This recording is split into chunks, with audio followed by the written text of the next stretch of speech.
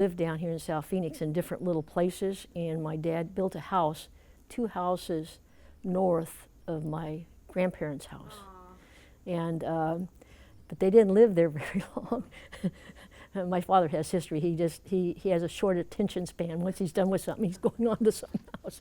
And so we ended up living in off of 28th Street in Indian School, and and when my older sister and I were born, and we're 15 months apart, then we moved to Indian School, and just off of 28th Street.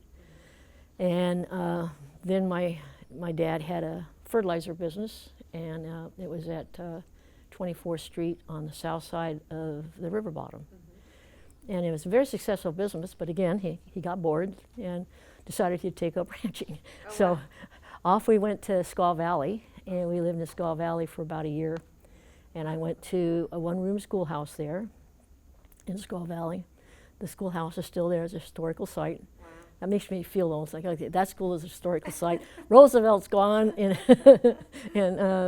so, you know, been a lot of change. So anyway, so we, you know, again, like, okay, he decided he didn't like that, so he decided he wanted to go back to working on the railroad. Mm. At that point, he hadn't worked on the railroad, but his dad had worked on the railroad. Mm.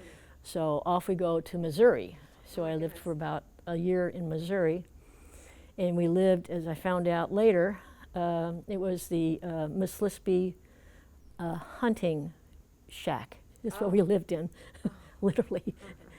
It had a kind of a kitchenette, and then a main room, and then an extension for a bedroom. Oh, God bless Mom. Yeah, oh, it gets better. We were kind of upscale because we had a 2-seater John.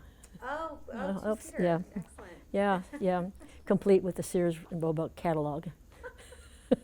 And so that was interesting. Winters in Missouri was interesting because the only thing we had was a wood-burning fireplace, and we had oil lamps. So talk about living back